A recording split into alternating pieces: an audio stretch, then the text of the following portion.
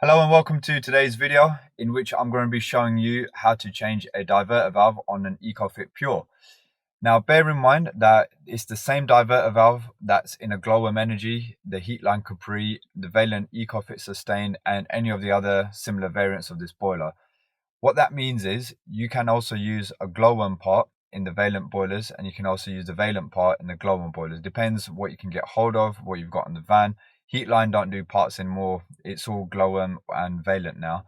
However, I do find that the Glowworm parts tend to be cheaper. It's kind of like if you're looking at a VW and a Skoda, if you strip it back, it's going to be the same car, the same internals inside. They all use the same parts as well. It's just if it's going to come in a VW packaging, it's going to cost you more. Whereas if it comes in a Skoda packaging, it's going to cost you less. Same concept here. If you get the Glowworm part, it generally tends to be cheaper than the Vaillant part, but they are all interchangeable. So just bear in mind as well, this isn't a DIY video for homeowners. This is a helpful guide to help existing gas engineers carry out this particular repair. Although in the video, I may make it look easy, it's because I'm doing it from experience and I've done these loads of times before. But if you haven't done it before and if you're trying it yourself on your own boiler, please don't call a gas engineer, because if you don't know what you're doing, you could seriously flood your boiler and cause a whole load more damage. So please just bear that in mind before you try and attempt to do any work on your own boiler at home. That being said, if you do have a problem with your boiler, please reach out to me. You can find my details either on my YouTube channel or on my Google page, CP Utility Solutions, or just find a local gas engineer in your area that might be able to help you out. And for the gas engineers who are watching this video, I do hope that you find this helpful and useful and it helps you out in carrying out this particular repair, and I hope you find the rest of my videos useful. If you have enjoyed it and if you have found it useful, please hit the subscribe button, hit the little like button, hit the bell button.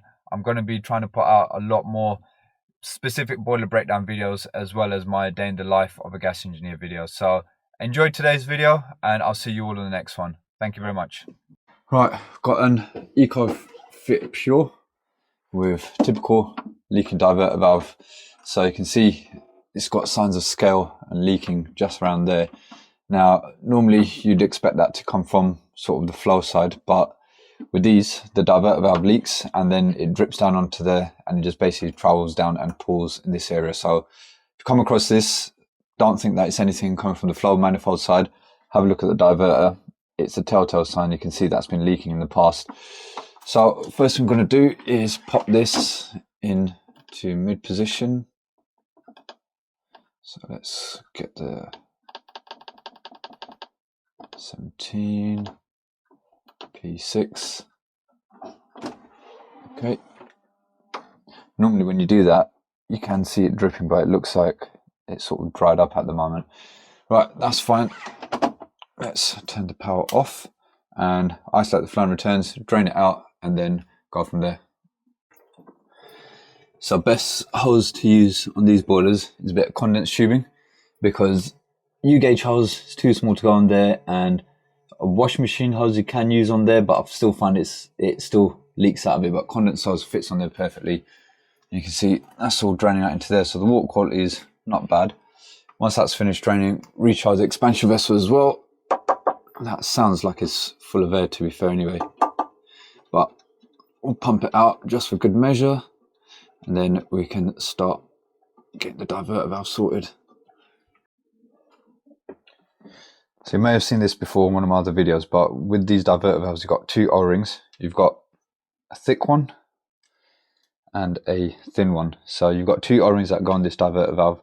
The thick one goes on the one which is closest to you, and the thin one is going to be the one that's going to go closest to the inside of the boiler.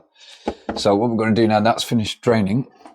What I find is no matter how much water you get out of these, as soon as you pull the diverter valve out, there's always like a little puddle of water that comes out there. So the way I do it is I get this all O-ringed up, greased up, have it ready, put a towel underneath here, and then literally just whip this one out, have the new one, pop it straight in.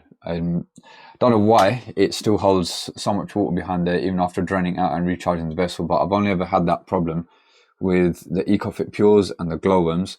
The other Vaillant diverter valves, once I put it into P6 and I drain the boiler out and everything, there's maybe a few drops of water, but this one you'll see it still glugs out. So I have the new one ready and literally one out, one in.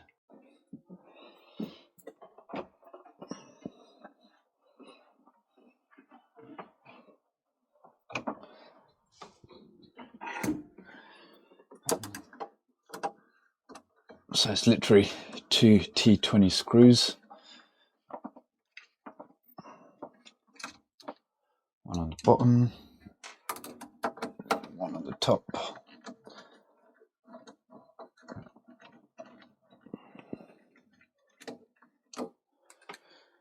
Alright, that's out.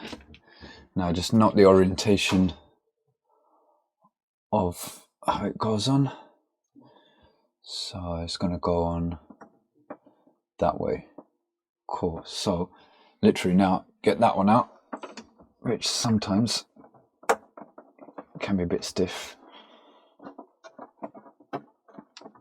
And if that is the case, get a set of grips on it.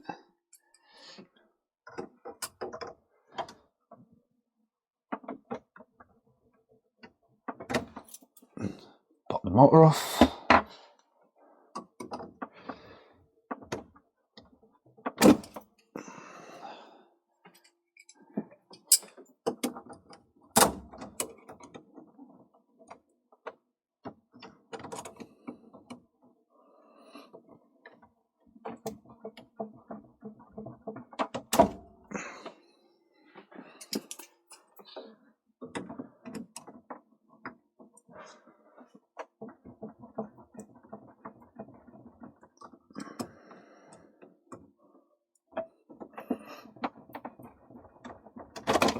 Go, and then new one.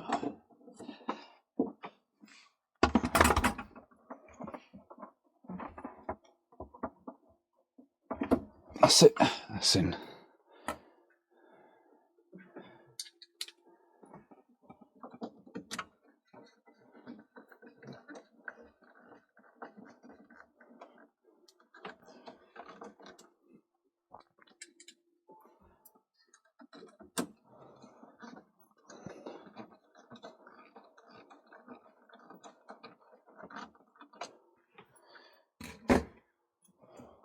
Right. Get your towel out. That's it.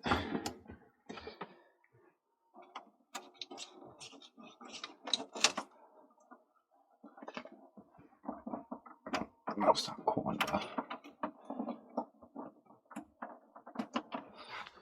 Job done.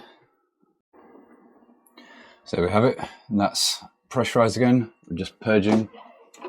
That's all good. Check that there's no leaks there.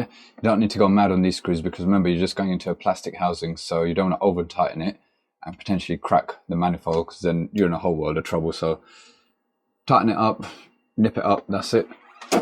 And this is the old one. So you can see in the middle there where that spindle has been moving back and forth. And that's where it's been dripping out of. And these are the O-rings, so you've got the fat one there and the thin one there. Yeah, that's it. It's only 2 T20 screws. Pop the old one out, pop the new one in, purge it, test it, and off we go.